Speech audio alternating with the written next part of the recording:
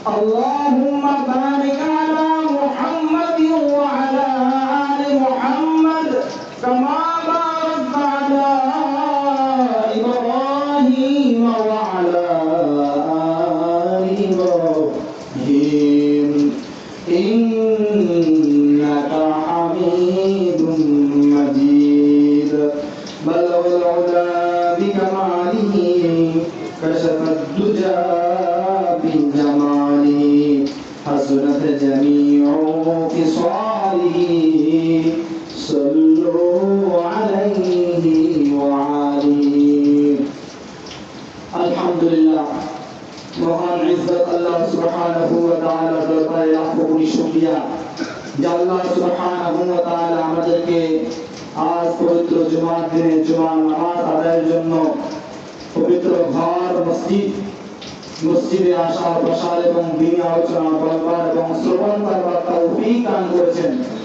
এজন্য সকলে অন্তরের স্থান থেকে রব্বুল আলামিনের দরবারে শুকরিয়া জ্ঞাপন করি আলহামদুলিল্লাহ। আল্লাহ পাক রব্বুল আলামিনের মেহেরবানিতে আল্লাহ সুবহানাহু ওয়া তাআলা আমাদেরকে গত কয়েক জুমা থেকে একটি বিষয় নিয়ে আলোচনা করবার তৌফিক দান করেছেন। সূরা ফুরকানের 59 নম্বর আয়াত থেকে শুরু করে আল্লাহ তাআলা ইবাদুর রহমান, রহমানের প্রকৃত বান্দা কারা, এই আলোচনা বলার এবং শ্রবণ করার তৌফিক আল্লাহ তাআলা আমাদেরকে দান করেছে।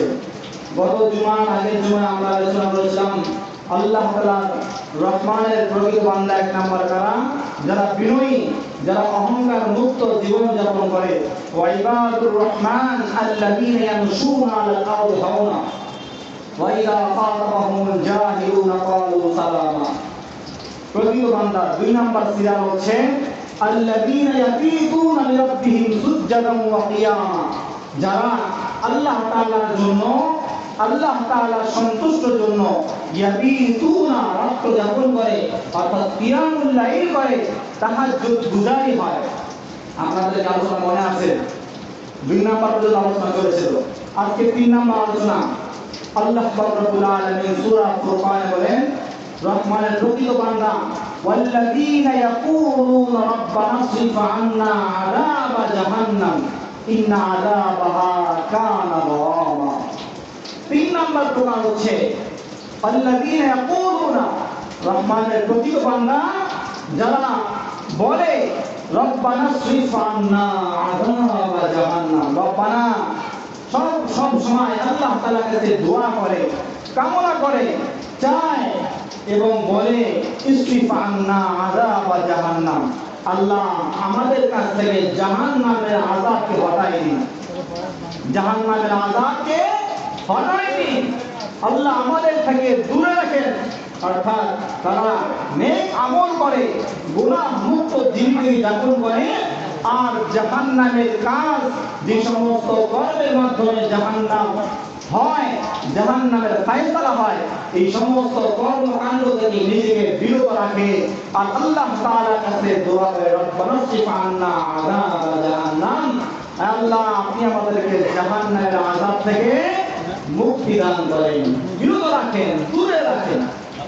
দোস্ত, জাহান্নামের আযাব, আসেন আজকে জাহান্নাম সম্পর্কে কিছু আলোচনা শুনি। জাহান্নাম কেমন? জাহান্নাম এটা আরবি শব্দ। কি শব্দ? আরবি শব্দ।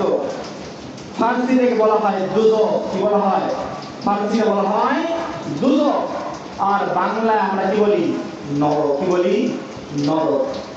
জাহান্নাম বলেন, দুজক বলেন, নরক বলেন, সবই কি একই জিনিস।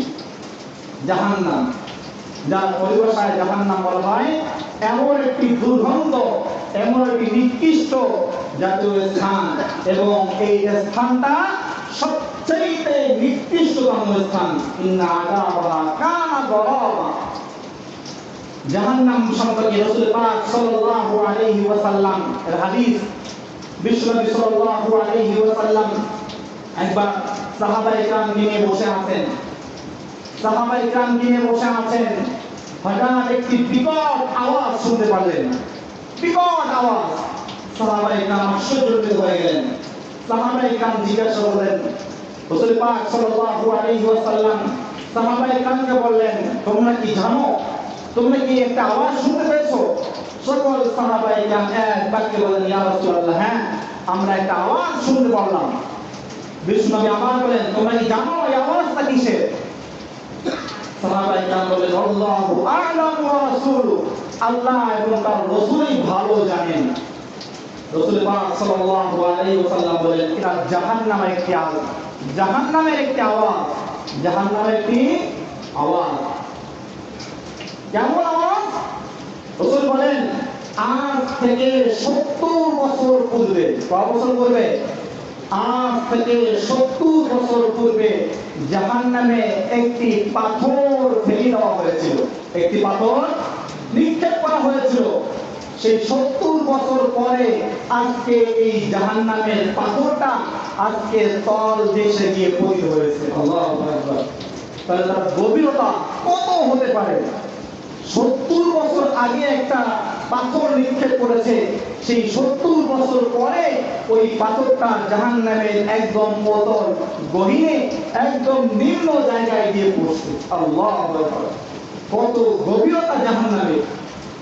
রাসূল পাক সাল্লাল্লাহু আলাইহি ওয়াসাল্লাম বলেন যে দেখো, দুনিয়ার আসমান যেটা আমরা চোখে দেখি, এটা আসমান না, বলবো এটা কি না?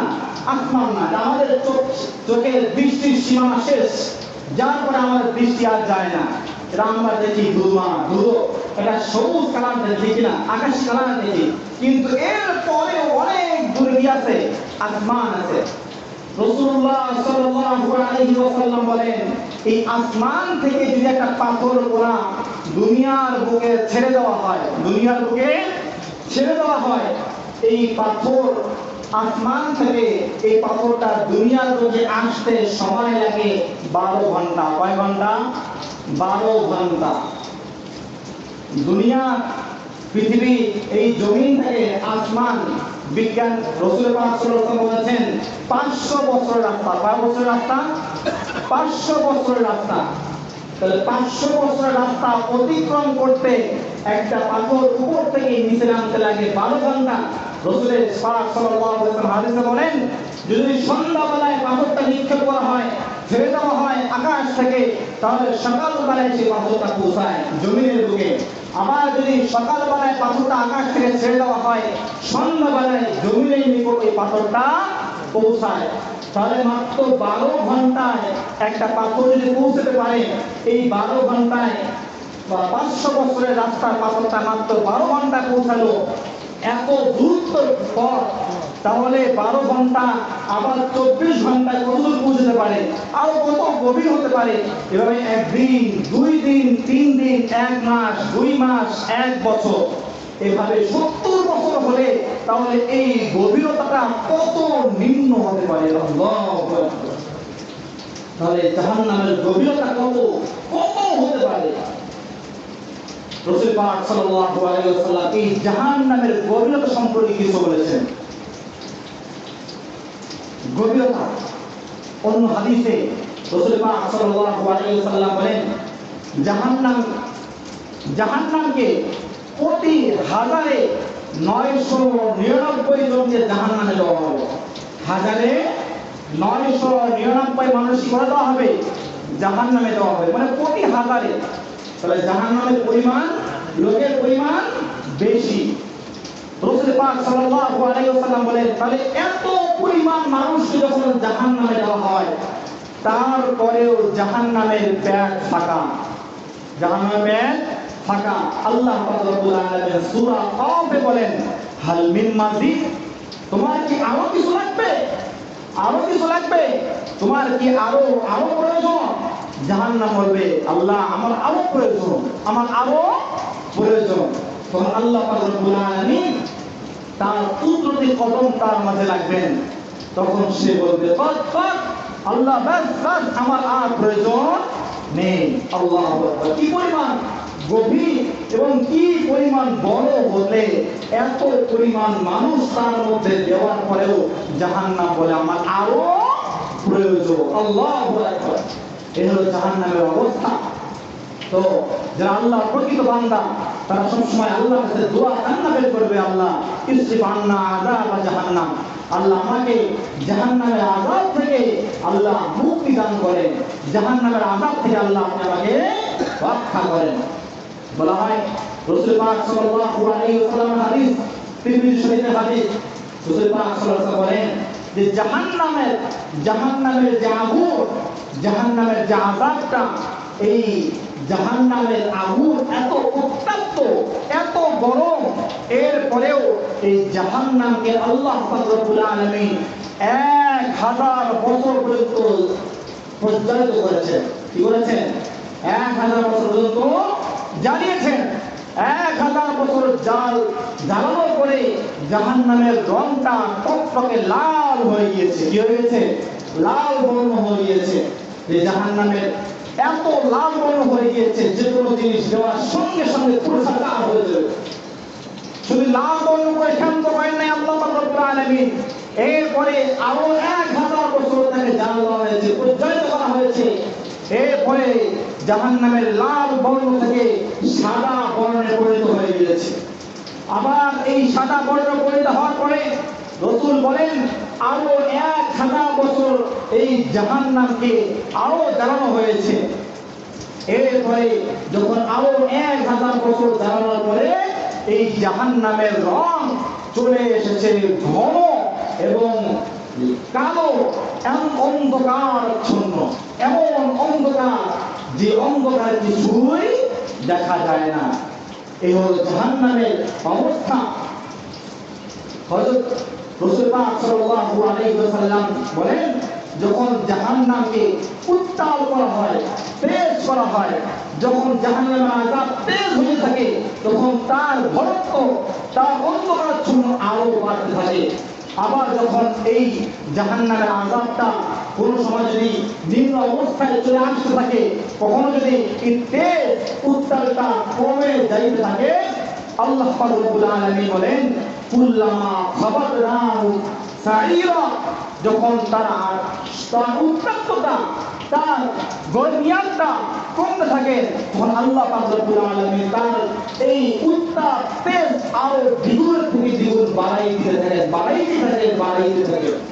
আহ, কি হবে এই জাহান্নামের আযাব! দোস্ত, রাসূল পাক সাল্লাল্লাহু আলাইহি ওয়াসাল্লামের হাদিস, রাসূল পাক সাল্লাল্লাহু আলাইহি ওয়াসাল্লাম বলেন ইশতাকাতিন নার ফি রাব্বিহা ফাকালাত রাব্বি, যখন জাহান্নামে এত আযাব হয়, স্বয়ং জাহান্নাম নিজেই আল্লাহ তাআলার কাছে শিকায়ত করতে থাকেন, আল্লাহ তাআলার কাছে বলতে থাকেন, ফাকালাত, বলে রব্বি, হে আমার প্রভু, আকালা বাজি বাবা, আয় আল্লাহ, জাহান্নাম স্বয়ং নিজেই আল্লাহর কাছে বলতে, আল্লাহ আমার এক অংশ অন্য অংশকে খেয়ে ফেলতেছে, আল্লাহ আমি আর সহ্য করতে পারতেছি না। জাহান্নাম নিজেই বলে আকালার বাজি বাবা, আল্লাহ আমার এক অংশ আমার অংশকে খেয়ে ফেলছে, এত পরিমাণ উত্তপ্ত হচ্ছে জাহান্নাম যে আমার এক অংশ আর এক অংশকে খেয়ে ফেলছে। ফাআদিনা লাহু রাফসাইন, রাসূল বলেন যে আল্লাহ তাআলা তখন তাকে দুইবার শ্বাস নেওয়ার জন্য অনুমতি দেয়। কয়বার? দুইবার। একবার শীতকালে আর একবার গরমকালে। একবার কোন সময়? শীতকালে।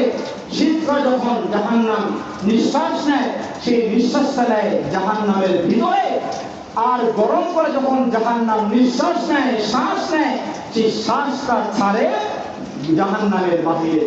রাসূল পাক সাল্লাল্লাহু আলাইহি ওয়াসাল্লাম বলেন ফাহুয়া আসাদতুমা তাজিদুনা মিনাল হাররি, তোমরা এই যে গ্রীষ্মকালে, তোমরা এই যে গরমকালে, যে গরম, যে আবহাওয়াটা গরম লাগে, এই গরমটা ওই জন্য লাগে যে এই গরমকালে জাহান্নাম নিজেই জাহান্নামের বাহিরে নিঃশ্বাস ছাড়ে, তার নিঃশ্বাসের যে বাতাস, গরমিয়া, যে গরম, সেই গরমটা তোমরা উপভোগ করতে পারো, তোমরা সেই গরমটা পাও, যার কারণে গরমকালে এই গরমটা অনুভব হয়। আবার যখন শীতকালে শীত লাগে, তার কারণ ফাইন্নামা আসাদতুমা তাজিদু ফিস সাইফি মিনাল জাহজারি, যে তোমরা শীতকালে যে ঠান্ডা অনুভব করো, তার কারণ হচ্ছে যে শীতকালে জাহান্নাম তার জাহান্নামের বাইরে শ্বাস ছাড়ে না, জাহান্নাম জাহান্নামের ভিতরে শ্বাস ছাড়ে। যদি বাইরে শ্বাস ছাড়তো তাহলে শীতকালেও তোমরা গরম অনুভব করতে পারতাম। যেহেতু জাহান্নাম শীতকালে জাহান্নামের বাইরে শ্বাস ছাড়ে না, যার কারণে শীতকালে আমরা শীত অনুভব করতে পারি। আল্লাহু আকবার। তাহলে জাহান্নাম দুইবার শ্বাস নেয়, একবার শীতকালে আরেকবার গরমকালে। জাহান্নামের আগুন এত গরম হবে, এত গরম হবে যে যদি শক্ত লোহা, একদম খুবই শক্ত লোহা যদি এই জাহান্নামে ফেলাই দেওয়া হয়, একদম সঙ্গে সঙ্গে লোহা সঙ্গে সঙ্গে গলে মোমবাতির মতো গলে যাবে, মোমবাতির মতো গলে যাবে। এত পরিমাণ ভয়াবহ অবস্থা, এত পরিমাণ গরম, এত পরিমাণ উত্তপ্ত হবে। আর কিয়ামতের ময়দানে জাহান্নামীদের এত গরম হওয়ার কারণে, আচ্ছা এত বড় জাহান্নামী, এত বড় জাহান্নামে কি এই ছোট ছোট মানুষকে আল্লাহ দিবে? বলেন। আমরা যদি একটা পিঁপড়া, বলে না যে পিঁপড়া মারতে কামান লাগে না, কি লাগে না, কথা আছে কিনা? পিঁপড়া মারতে কামান লাগে না, মানে যেই জিনিস যতটুকু অতটুকু তাকে মারার জন্য অতটুকু জিনিসই যথেষ্ট, ঠিক না? নাকি আমরা পিঁপড়া মারতে কামান ব্যবহার করি না? বলে জাহান্নাম যত বড়, জাহান্নাম যত বড়, এই জাহান্নামের মধ্যে যাদেরকে দেওয়া হবে তারা ছোট পিঁপড়াও থাকবে না, তাদেরকে ওরকম বড় করে বানানো হবে। তাদের কি হবে? বড় করে বানানো হবে। বড় করে না বানাইলে তো শাস্তিটা পরিপূর্ণভাবে পাবে না, নাকি পাবে? যদি ছোট মোটো কাউকে জাহান্নামে ফেলাই দেওয়া হয়, একবারে পুরো সরকার হয়ে যাবে, একবারে কি পুরে সরকার হয়ে যাবে, একবার শাস্তি ছেড়ে যাবে। কিন্তু না, জাহান্নাম যত বড়, সেই জাহান্নাম যেহেতু উপভোগ করতে পারে, সেজন্য আল্লাহ পাক রব্বুল আলামিন ওই জাহান্নামীদেরকে তত বড় আকৃতি বানাবেন। বলে কত বড় আকৃতি বানাবেন জাহান্নামীদেরকে? রাসূল পাক সাল্লাল্লাহু আলাইহি ওয়াসাল্লামের হাদিস, রাসূল পাক সাল্লাল্লাহু আলাইহি ওয়াসাল্লাম বলেন, যখন জাহান্নামীদেরকে জাহান্নামে দেওয়া হবে, তার আগে জাহান্নামীদের দেহ এত বড় বানানো হবে যে জাহান্নামীদের এক কাঁধ থেকে আরেক কাঁধের দূরত্ব হবে 3 দিনের রাস্তা। আল্লাহু আকবার। কয় রাস্তা? 3 দিনের রাস্তা। সাধারণত 3 দিনে যদি কেউ সাধারণভাবে হাঁটা চলাফেরা করে, হেঁটে যায়, একটা মানুষ সাধারণভাবে একদিনে সর্বোচ্চ 25 কিলোমিটার হাঁটতে পারে। 25 কিলোমিটার, এর বেশি হাঁটতে পারে না সাধারণভাবে সকলের ক্ষেত্রে। তো একদিনে যদি 25 কিলোমিটার হাঁটে, তাহলে 3 দিন হবে 375, শরীয়ত অনুযায়ী বলা হয় 72 কিলোমিটার। তো 72 কিলোমিটার 3 দিনের পথ, এটা শরীয়ত অনুযায়ী। তাহলে বোঝা গেল জাহান্নামীদেরকে যখন জাহান্নামে দেওয়া হবে, এত বড় দেহের আকৃতি হবে যে এক কাঁধ থেকে আরেক কাঁধের দূরত্ব হবে 72 কিলোমিটার। আমাদের কয় কিলোমিটার? কথা বলেন, আমাদের কয় কিলোমিটার? আমাদের তো কয় ইঞ্চি হবে? 10 ইঞ্চি, 5 ইঞ্চি হবে, এক কাঁধ থেকে আরেক কাঁধ, ঠিক না? কিন্তু জাহান্নামীদের এক কাঁধ থেকে আরেক কাঁধ হবে কত কিলোমিটার? আমাদের সাধারণ গণনা অনুযায়ী 72 কিলোমিটার। তাহলে কত বড় আকৃতি হতে পারে? বলে জাহান্নামী যাদের এত বড় আকৃতি হবে, তাদের দাঁতটাও কি ছোট ছোট হবে? রাসূল পাক সাল্লাল্লাহু আলাইহি ওয়াসাল্লাম বলেন যে জাহান্নামী যাদেরকে দেওয়া হবে, তাদের এক একটা দাঁত থাকবে উহুদ পাহাড়ের মতো। উহুদ পাহাড়, হাদিসে তারা আছে, তারা জানেন উহুদ পাহাড় দুনিয়ার সবচেয়ে বড় একটা পাহাড়, ঠিক না? বড় পাহাড়। এই জাহান্নামীদের 32টা দাঁতের একটাই যদি উহুদ পরিমাণ হয়, তাহলে 32টা দাঁত যদি উহুদ পরিমাণ হয়, তাহলে কি পরিমাণ মাথা হইতে পারে? কি পরিমাণ মাথা হইতে পারে? আবার জাহান্নামীদের এত বড় শরীরে চামড়া কি পাতলা হবে আমাদের মতো? বলেছে না, জাহান্নামীদের শরীরের চামড়া হবে 70 গজ মোটা। কত মোটা হবে?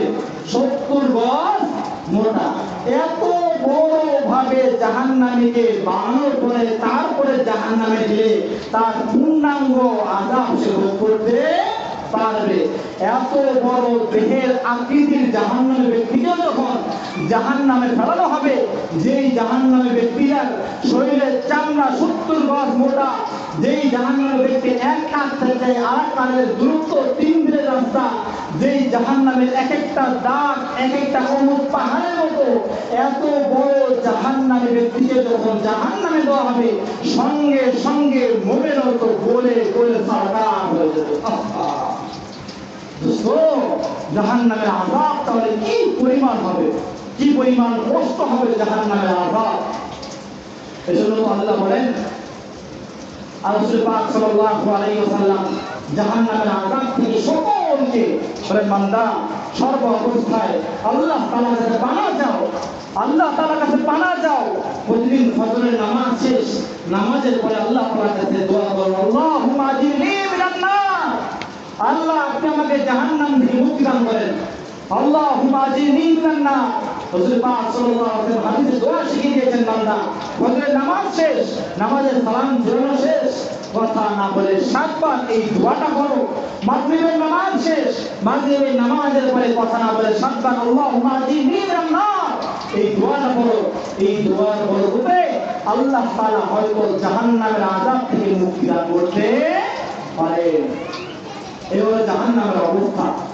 কাল কিয়ামতের ময়দানে রাসূল পাক সাল্লাল্লাহু আলাইহি ওয়াসাল্লাম বলেন যে বিশাল একটা ময়দান থাকবে, বিশাল বড় ময়দান। এই বিশাল বড় ময়দানে জাহান্নামকে নিয়ে আসা হবে, জাহান্নামকে নিয়ে আসা হবে। ইউতা বিজাহান্নামা ইয়াওমাইদিন লাহা সাবউনা আলফা জিমামিন। এত বড় বড় ময়দান থাকবে, যেই বড় ময়দানে জাহান্নামকে নিয়ে আসা হবে। যেই জাহান্নামকে নিয়ে আসার সময় সাবউনা আলফা জিমামিন মা কুল্লি জিমামিন সাবউনা আলফা মালাকিন ইয়াজুরুনাহা। যে বলা হয় এত বড় জাহান্নামকে 70 জন ফেরেশতা 70,000 শিকল দিয়ে বেঁধে টেনে নিয়ে আসবে। কোথায়? জাহান্নামকে বিশাল বড় ময়দানে, বিশাল বড় ময়দানে। যখন কাফের মুশরিকরা দূর থেকে এই জাহান্নামকে দেখবে, আল্লাহ পাক রব্বুল আলামিন কুরআন বলেন, ইযা রাআতুহুম মিন মাকানিন বাঈদিন সামিউ লাহা তাগাইয়ুযান ওয়া যাফীরা। যখন দূর থেকে জাহান্নামীদেরকে, যখন জাহান্নামীরা বা যাদের উপরে জাহান্নাম ফয়সালা হয়ে যাবে, যারা কাফের, যারা মুশরিক, যারা বেদুইন, যারা আল্লাহ তাআলার হুকুম মানে না, যারা আল্লাহ তাআলার হুকুমকে অমান্য করে দুনিয়ার স্বাচ্ছন্দ্যে লিপ্ত থাকে, কাল কিয়ামতের ময়দানে তারা দূর থেকে যখন জাহান্নামকে দেখবে, সামিউ লাহা তাগাইয়ুযান ওয়া যাফীরা, তারা দূর থেকে যখন দেখবে তখন তারা তাদের নিজ কানে শুনতে পারবে সামিউ লাহা জাহান্নামের আওয়াজ, তাগাইয়ুযান ওয়া যাফীরা, ভয়ঙ্কর আযাব শুনতে পারবে, ভয়ঙ্কর হাক ডাক শুনতে পারবে। দূর থেকে আসছে, যেমন বাস দূর থেকে আসে, হুঙ্কার দিতে দিতে আসে, আসে কিনা? ঠিক জাহান্নাম যখন দূর থেকে দেখবে, যখন জাহান্নামকে 70 জন ফেরেশতা 70,000 শিকল দিয়ে বেঁধে নিয়ে আসতে থাকবে, তখন জাহান্নাম দূর থেকে কাফের মুশরিকদের যখন দেখবে, তখন হাক ডাক দিবে। হাক ডাকের ভয়ঙ্কর হাক ডাকের আওয়াজ ওই কাফের আর মুশরিকরা শুনতে পাবে। কত বড় জাহান্নাম! কি হবে সেই জাহান্নামের আযাব? এত বড় জাহান্নাম হবে। যখন এই জাহান্নাম কিয়ামতের ময়দানে হাক ডাক দেবে, তখন কিয়ামতের ময়দানে সমস্ত মানুষগুলো ভয়ে প্রকম্পিত হতে থাকবে। এত ভয় পাবে যে সাধারণ যারা আউলিয়া নবী রাসূল তারাও ভয় পেয়ে যাবে। সমস্ত নবী আম্বিয়া সমস্ত মানুষ বলবে, ইয়া নাফসি, হায় আমার কি হবে, হায় আমার কি হবে? হযরত ইব্রাহিম আলাইহিস সালাম বলবেন, ইয়া নাফসি লা আসআলুকা ওয়ালি, আল্লাহ আমি আজকে তোমার কাছে অন্য কিছুই চাই না। আল্লাহ তোমার কাছে অন্য কিছুই চাই না। আল্লাহ আমি আমার জীবনটা ভিক্ষা চাই। আল্লাহ আপনি আমাকে বাঁচান, আপনি আমাকে বাঁচান, আপনি আমাকে বাঁচান। তাহলে কিয়ামতের ময়দানে এই জাহান্নামের আযাব যখন, এই জাহান্নামকে যখন টেনে নিয়ে আসা হবে, তখন সকল মানুষ ভয়ে প্রকম্পিত হতে থাকবে এবং সকলে বলবে, ইয়া নাফসি ইয়া নাফসি ইয়া নাফসি, হায় আমার কি হবে, হায় আমার কি হবে।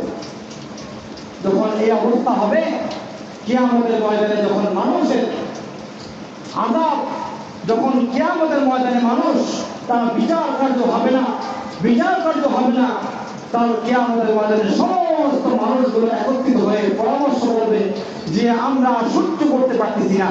আল্লাহ বলি যে আল্লাহ আপনারা যদি বিচার করেন, আমাদের বিচার কার্য শেষ করে জাহান্নামে দিয়ে দেন, জান্নাতে দিয়ে দেন। আল্লাহ আমরা এই আযাব আর সহ্য করতে পারতেছি না। সকল মানুষ একত্রিত হবে, একত্রিত হয়ে আদম আলাইহিস সালাতু ওয়াস সালাম যাবেন যে হে আল্লাহর পয়গম্বর আপনি আমাদের একটা ফয়সালা করুন, আল্লাহকে বলুন যে আল্লাহ যেন আমাদের বিচার কার্য করেন। আদম আলাইহিস সালাম বলবে যে আমি তো সেই একটা ভুল করেছিলাম, ওই ত্রুটির কারণে আমি নিজেই আজকে ভয়ে আছি, নিজে আজকে প্রকম্পিত হচ্ছি, আমি আজকে আমার নিজের জন্য ভয়ে আশঙ্কা করতেছি। তোমরা এক কাজ করো, অন্যান্য নবীদের কাছে যাও। এভাবে নূহ আলাইহিস সালাতু ওয়াস সালাম কাছে যাবেন, তিনিও ফিরে যাবেন। মুসা আলাইহিস সালাম, ইব্রাহিম আলাইহিস সালাম, সমস্ত পয়গম্বর ফিরে যাবেন। সবাই পরামর্শ দেবেন যে আজকে একজন মানুষ পারবে এই আল্লাহ আপনার কাছে কিছু বলবে, আর সেটা হচ্ছে আমাদের নবী বিশ্বনবী মুহাম্মদ মুস্তাফা সাল্লাল্লাহু আলাইহি ওয়াসাল্লাম। সকল নবী রাসূল আসবেন আমাদের পয়গম্বরের কাছে। ইয়া রাসূলুল্লাহ, ইয়া রাসূলুল্লাহ, আপনি আজকে আল্লাহর কাছে বলেন যে আল্লাহ যেন আমাদের বিচার কার্য শেষ করে। আল্লাহ পয়গম্বর রাসূল পাক সাল্লাল্লাহু আলাইহি ওয়াসাল্লাম বলেন, হাদিসে বলেন যে কাল কিয়ামতের ময়দানে ওই সময় সমস্ত মানুষ বলবে ইয়া নাফসি ইয়া নাফসি, আর আমি মুহাম্মদ বলবো ইয়া উম্মতি ইয়া উম্মতি। হায় আল্লাহ আমার উম্মতের কি হবে, হায় আল্লাহ আমার গুনাহগার উম্মতের কি হবে, আল্লাহ আমার গুনাহগার উম্মত জাহান্নামে গেলে আমি কি করব, আল্লাহ আমার গুনাহগার উম্মতের কি হবে। সকল নবী রাসূল নিজের নফসের চিন্তা ফিকির করে, আর আমার নবী এই গুনাহগার উম্মতের চিন্তা ফিকির করে ব্যস্ত। রাসূল সিজদায় পড়ে আছেন, রাসূল যখন আল্লাহ তাআলার সিজদায় কুনুতে সিজদায় পড়ে থাকবেন, আল্লাহ বলবেন ইরফা রাসক, হে নবী আপনার মাথা উঠান, আপনি বলেন মাসআলুকা, আপনি কি চান, হে নবী আপনাকে দেওয়া হবে। তখন রাসূল বলবেন আল্লাহ আমার উম্মতগণ আপনি বিচার কার্য শুরু করেন। এরপর আল্লাহ তাআলা বিচার কার্য শুরু করবে। এই হলো অবস্থা, কিয়ামতের ময়দানের অবস্থা, জাহান্নামের আযাব। এজন্য রহমানের প্রকৃত বান্দা তারা যারা আল্লাহর কাছে জাহান্নামের আযাব থেকে মুক্তি চাইবে, সব সময় বলবে রব্বানা সিফ আন্না আযাব জাহান্নাম, আল্লাহ আপনি আমাকে জাহান্নামের আযাব থেকে মুক্তি দান করেন। বলে জাহান্নাম কয়েক প্রকার, জাহান্নাম কয়েক ভাগে বিভক্ত করা হয়েছে। আল্লাহ পাক রব্বুল আলামিন কোরআনে বলেন ইন্না জাহান্নামা লামাউইদুহুম আজমাইন লাহা সাবআতু আবওয়াব লিকুল্লি বাবিন মিনহুম জুজউন মাকসুম ওয়া ইন্না মাউইদুহুম, নিশ্চয় জাহান্নামীদেরকে তাদের প্রতিষ্ঠিত জাহান্নাম দেওয়া হবে। ওয়া ইন্না জাহান্নামা লামাউইদুহুম আজমাইন, সকলকে তাদের প্রতিষ্ঠিত স্থান জাহান্নাম দেওয়া হবে। লাহা সাবআতু আবওয়াব, এই যে জাহান্নাম তার 7টা স্তর রয়েছে। কয়টা স্তর? 7টা স্তর রয়েছে। লিকুল্লি বাবিন মিনহুম জুজউন মাকসুম, প্রত্যেকটা স্তরে নির্দিষ্ট পৃথকভাবে প্রত্যেকটা স্তরে প্রত্যেক গুনাহগারকে আলাদা আলাদা দেওয়া হবে। বলে জাহান্নামে কয়টা স্তর? 7টা স্তর। সবগুলোকেই জাহান্নাম বলে, তারপরে একটা জাহান্নাম নির্দিষ্ট যার নামটাই জাহান্নাম, বাকিগুলোও জাহান্নাম, কিন্তু প্রত্যেকটা আলাদা আলাদা কি রয়েছে? নাম রয়েছে। যেটা প্রথম জাহান্নাম, যাকে জাহান্নাম বলা হয়, সেই জাহান্নামে দেওয়া হবে মুসলমান গুনাহগার উম্মতকে। মুসলমান গুনাহগার উম্মত, তাদেরকে জাহান্নামে দেওয়া হবে। 2 নম্বরে জাহান্নাম, যে জাহান্নামের নাম হচ্ছে লাজা। কি নাম? লাজা। এই জাহান্নামে দেওয়া হবে যারা ইহুদি নাসারা রয়েছে, যারা ইহুদি নাসারা রয়েছে। 3 নম্বর জাহান্নামে হুতামা, এই জাহান্নামে দেওয়া হবে যারা ইহুদি আছে, যারা কি আছে? ইহুদি আছে, তাদেরকে এই 3 নম্বর জাহান্নামে দেওয়া হবে। 4 নম্বর জাহান্নাম সাই, যারা তাওহীদপন্থী, যারা শুধু আল্লাহকে বিশ্বাস করে, কোন নবী রাসূলকে মানে না। কি মানে না? কোন নবী রাসূলকে মানে না, যারা শুধু আল্লাহকে বিশ্বাস করে। আল্লাহকে শুধু বিশ্বাস করলে হবে? তারা বলেন আল্লাহকে বিশ্বাস করলে হবে শুধু? আল্লাহ বলেছেন যে আমাকেও মানতে হবে, আতিউল্লাহ ওয়া আতিউর রাসূল, আমি আল্লাহ আমাকেও মানতে হবে, আমার রাসূলগণকেও মানতে হবে। আল্লাহকে মানলাম, আল্লাহকে শুধু মানলাম, রাসূলকে মানলাম না, এমন তাওহীদবাদীদের জন্য এই সাই নামক জাহান্নাম রয়েছে। এরপরে 5 নম্বরের সাগর, যারা অগ্নি পূজক অনেক আছে, যারা অগ্নি পূজক, আগুনকে পূজা করে। দেখছেন আপনারা? আগুনকে পূজা করে, এই অগ্নি পূজকদের জন্য রয়েছে এই জাহান্নাম। এরপরে 6 নম্বর হচ্ছে জাহিম, যা মুশরিক রয়েছে, আল্লাহর সঙ্গে শিরিক স্থাপন করে, আল্লাহর সঙ্গে অংশীদারিত্ব স্থাপন করে, এই মুশরিক, এই হিন্দু বৌদ্ধ যারা রয়েছে তাদের জন্য রয়েছে এই জাহান্নাম জাহিম। এবং 7 নম্বর হচ্ছে হাবিয়া, যারা মুনাফিক রয়েছে। কি রয়েছে? মুনাফিক। যারা মুনাফিক রয়েছে এই মুনাফিকের জন্য হাবিয়া জাহান্নাম রয়েছে। আল্লাহ পাক রব্বুল আলামিন সূরা আলে ইমরানের মধ্যে বলেন বা সূরা নিসার মধ্যে বলেন, ওয়া ইন্না আযাবা জাহান্নাম ইন্নাল মুনাফিকিনা ফি দারকাল আসফালি মিনান নার ইন্নাল কাফিরিনা ওয়াল মুনাফিকিনা ফি জাহান্নামা জামিআ। যে কাল কিয়ামতের ময়দানে মুনাফিক এবং জাহান্নামকে একত্রিত ভাবে জাহান্নামে দেওয়া হবে। এই হলো 7টা জাহান্নামের স্তর। এরপরে শুনুন এবার, এই যে জাহান্নামের আযাব হবে, জাহান্নামের আযাব ভয়াবহ কিনা? কথা বলেন, ভয়াবহ কিনা? এরপরে রাসূল পাক সাল্লাল্লাহু আলাইহি ওয়াসাল্লাম বলেন যে এত ভয়াবহ জাহান্নামের মধ্যে সবচাইতে নিম্ন যে ব্যক্তি, যার আযাব সবচাইতে নিম্ন হবে, কি হবে? সবচাইতে কম হবে, হালকা পাতলা হবে। তার আযাব সম্পর্কে কেমন আযাব হবে? রাসূল পাক সাল্লাল্লাহু আলাইহি ওয়াসাল্লাম বলেন, ইন্না আদনা আহলিন নার আযাবান ইয়াতানাআলু বিনা আলাইহি। রাসূল বলেন যে সবচাইতে নিম্ন যে জাহান্নামী ব্যক্তি, তার জাহান্নামের আযাব কেমন হবে? ওই জাহান্নামের আযাব হবে তাকে আগুনের 2টা জুতা পরানো হবে। কি করা হবে? আগুনের 2টা না আলাইনি মিন আযাব মিনান নার, জাহান্নামের আগুনের 2টা জুতা পরানো হবে। কিসের? কিসের? আগুনের, ভয়াবহ আগুনের 2টা জুতা পরানো হবে। ইয়াতানাআলু বিনা আলাইনি মিন নার ইউগলা জিমাবুহু মিন হারারাতিন। এই 2টা জুতা পরানোর কারণে কি হবে? তার মাথার যে মগজ আছে সেই মগজটা টকবক করবে। আহা, এটা যদি সর্বনিম্ন হয়, এইটা যদি সর্বনিম্ন হয়, যে সবচেয়ে ছোট এবং সবচেয়ে কম আযাব হচ্ছে ওই ব্যক্তির আযাব যার ছোট 2টা জাহান্নামের জুতা পরানো হবে, যে জুতা পরানোর মাধ্যমে তার মাথার মগজ টকবক করবে। কি করবে? টকবক করবে। তাহলে যাদের আযাব বেশি থেকে বেশি হবে তাদের আযাব কেমন হবে? আহা, তাদের আযাব কেমন হবে? এজন্য দোস্ত আছেন জাহান্নামী, আমরা সকলেই জানি যে কোন কোন কাজ করলে আমার জন্য জাহান্নামের ফয়সালা হয়, কোন কোন কাজ করলে আমার জন্য জান্নাতের ফয়সালা হবে। আমরা সকলেই ওয়াজ জানি, জানি কিনা? কথা বলেন, জানি কিনা? আমরা সবাই জানি সুদ খাওয়া হারাম, সবাই জানি ঘুষ খাওয়া হারাম, সবাই জানি জিনা করা হারাম, সবাই জানি চুরি করা হারাম, মদ খাওয়া হারাম, চুরি করা হারাম, অন্যের মাল ধরা হারাম, অন্যের জিনিস আত্মসাৎ করা হারাম, অন্যের জমি ভোগ করা হারাম। জানি কিনা? কথা বলেন, জানি কিনা? ওয়াজ করলে এই ময়দানে যদি একজন উঠাই দেওয়া হয় সবাই ওয়াজ করতে পারবে, পারবো কিনা? কথা বলেন, এখানে উঠাই দিলে সবাই ওয়াজ করতে পারবো, 5টা মিনিট সবাই বয়ান করতে পারবো, পারবো কিনা? 5 মিনিট 10 মিনিট সবাই কথা বলতে পারবো, 20 কথা সবাই বলতে পারবো, বলতে পারি সবাই, কিন্তু মানতে পারি না কেউ। কথা বলেন, ঠিক কিনা? সবাই বলতে পারি দোস্ত, কিন্তু মানাটা অনেক কঠিন। বলার নাম কামিয়াবি না, মানার নাম কামিয়াবি। কথা বলেন, ঠিক কিনা? দোস্ত, জাহান্নাম সম্পর্কে আমরা সকলেই জানি যে কোন কোন কাজ করলে জাহান্নামী হব, কোন কোন কাজ করলে জান্নাতি হব, সবাই আমরা জানি। কিন্তু আমল যদি না করি, আমল নিজের কাছে, আমল তো হুজুর খাওয়াই দেবে না যে তোমার ভিতরে আমল ঢুকাই দিলাম, যে না বলার দায়িত্ব শুধু বলা, কিন্তু আমলের দায়িত্ব তো কেউ নেবে না। সবার দায়িত্ব শুধু বলে দেওয়া, কিন্তু আমলের দায়িত্ব তো নিজের কাজে নিতে হবে। নিজেই যদি নিজের ভালো মন্দ না বুঝি, তাহলে নিজেই নিজের ভালো মন্দ না বুঝলে কে নিজের ভালো মন্দ বুঝবে? এজন্য আসেন রহমানের প্রকৃত বান্দা হওয়ার জন্য নিজেও ফিকির করি, আল্লাহর কাছে দোয়া করি সবসময়, রব্বানা সিফ আন্না আযাবা জাহান্নাম, যে হে আল্লাহ আপনি আমাদেরকে জাহান্নামের আযাব থেকে মুক্তি দান করেন।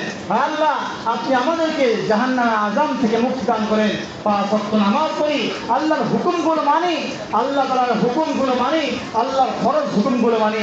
আল্লাহ পাক রব্বুল আলামিন যে সমস্ত কাজ নিষেধ করেছেন সেগুলো জেনেও না করি, সেগুলো যদি জেনেও না জানার ভান করে সেগুলো কাজ করি, তারপরে কাল কিয়ামতের ময়দানে আল্লাহ কাছে বললে হবে যে আল্লাহ আমি জানি না, বললে হবে না আল্লাহ পাক রব্বুল আলামিনের কাছে যদি কেউ বলে যে আল্লাহ আমি জানি না, আমি জানতাম না চুরি করা হারাম, আল্লাহ আমি জানতাম না নামাজ না পড়লে গুনাহ হবে, আল্লাহ আমি জানতাম না যে ডাকাতি করলে গুনাহ হবে, চোখের অন্য মহিলার দিকে তাকাইলে গুনাহ হবে, আল্লাহ আমি জানতাম না, এই বলে আল্লাহর কাছে পার হওয়া যাবে? বলেন পার হওয়া যাবে?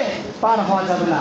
কাল কিয়ামতের ময়দানে বলেন যে একজন ব্যক্তি যদি দুনিয়ার কোনো একটা স্থানে থাকে, এমন একটা স্থানে থাকে যেখানে ইসলাম পৌঁছায় নাই, ইসলাম পৌঁছায় নাই, এমন একটা স্থানে যদি থাকে, ওই ব্যক্তি ইসলাম সম্পর্কে কিছুই জানে না, কিছুই জানে না, ওই ব্যক্তির কাছে মনে করলাম যে এমন কোনো জায়গা নেই যেখানে দিনের দাওয়াত পৌঁছায় নাই। এমন কোনো জায়গা আছে?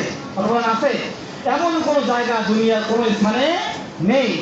তো এরপরেও যদি কোনো স্থান থাকে যেই স্থানে দিনের কোনো দাওয়াত পৌঁছায় নেই, এমন কোনো ব্যক্তি থাকে যে দিন সম্পর্কে কিছু জানে না, যার কাছে কোরআন হাদিস সম্পর্কে কিছুই জানানো হয় নাই, হ্যাঁ জাহান্নাম জান্নাত সম্পর্কে কিছুই বলা হয় নাই, এক কথা সে দিন সম্পর্কে একদম পুরো বিমুখ, এই এমন ব্যক্তিও যদি কাল কিয়ামতের ময়দানে আল্লাহর কাছে বলে আল্লাহ আমার কাছে কেউ আসেনি, আল্লাহ আমার কাছে দিনের দাওয়াত কিছুই আসে নাই, তারপরে আল্লাহ বলবে বান্দা বুঝলাম তোমার কাছে দুনিয়ার কোনো দাওয়াত পৌঁছে নেই, বুঝলাম তোমার কাছে দুনিয়ার কিছু কোনো ইসলাম ধর্ম তোমার কাছে পৌঁছে নেই, কিন্তু বান্দা আমি কি তোমাকে একটা আকল দিয়েছিলাম কিনা, আমি কি তোমাকে একটা জ্ঞান বুদ্ধি দিয়েছিলাম কিনা, ওই জ্ঞান বুদ্ধি খাটিয়ে তুমি বের করতে পারতে যে এত বড় আসমান তো এমনি এমনি হয় নাই, এত বড় জমিন তো এমনি এমনি হয় নাই, সূর্যটা প্রতিদিন পূর্ব পাশে ওঠে পশ্চিম পাশে ডুবে,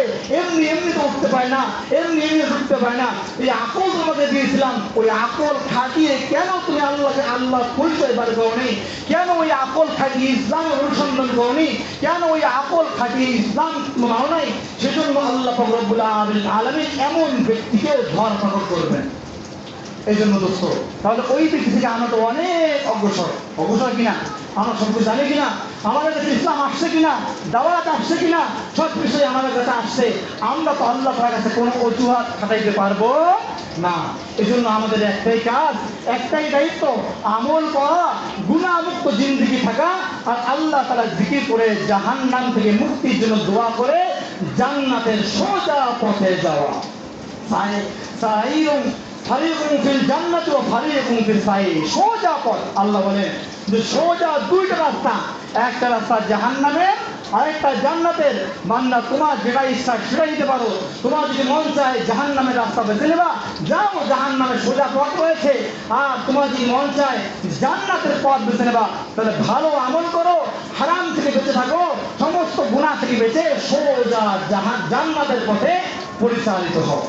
আল্লাহ তাআলা আমাদের সকলকে জাহান্নামী সমস্ত কর্মকাণ্ড থেকে হেফাজত করে, আল্লাহ তাআলা আমাদের সকলকে সমস্ত গুনাহ থেকে হেফাজত করে, আল্লাহ তাআলা রহমানের প্রকৃত বান্দা হওয়ার তৌফিক দান করবেন, আমিন। আমরা যা শুনলাম বয়ান করলাম, আল্লাহ আমাদের সকলকে আমল করার তৌফিক দান করুন। ওয়া আখিরু দাওয়ানা আলহামদুলিল্লাহি রাব্বিল আলামিন।